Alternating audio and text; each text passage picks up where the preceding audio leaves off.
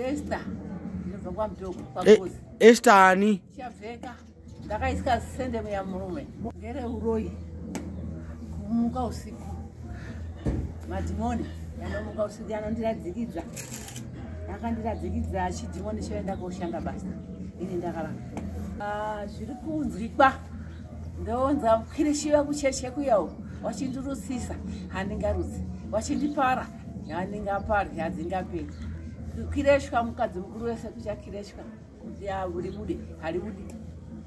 Budira kuchechi here kana kuti zvabudira mudzinza renyu muvana? Zvakangobudira kwangu ndaichengetwa nambuya. Mai vedu vakaenda. Tisiva nembuya. Mbuya waye kwakundinyora nyora.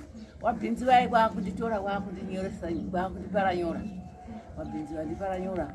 Wandirutsisa. Wandisa muJorodhani. Zvikati ndizvo ndaona mbuya izvi. Hapana here munhu ari kukumanikidzai kuti munge muchitaura izvozvo? Hapana. Vana vanongoti handiti mune dzimba dzenyu pindai mubike. Ndobika mumba mangu. Ndikapedza upfu, ndikapedza muriwo. Wese vana mai vake varoora ava. Vakabva kufulo vanondipa mafuta, sipo, shuga, raisi. Ndobika ndega. Ndikapedza handina huni. Ndimurireiwo sadza. Wondipakurira sadza nzuku. Mune vana vangani gogo vamakabereka? Ndine 9 vakafa. Makafirwa nevaviri.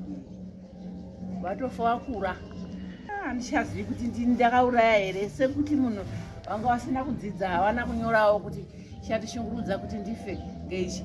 Tondona uyu muroora uyu akamwawo aibva kuChiiko kuyana kubva andomwa poison yayo. Uyo akafa akabata akatora mukadzi wemunhu chikwambo chakamura. Mune varoora vangani vakafa gogo? Handina muroora akafa. Hamuna muroora akafa? Uyo ndiye mukuru. Saka inyaya musingazive kuti uroyi hwakatanga sei? Hwakatanga hwega nekutemerwa nyora naambuya? Temerwa nyora naambuya. Taparwa zvenyora idzi. Hazvisi kupera. Ndizonzi kuna sekuru arume. Ndati ndakutengesa tuguru kangu.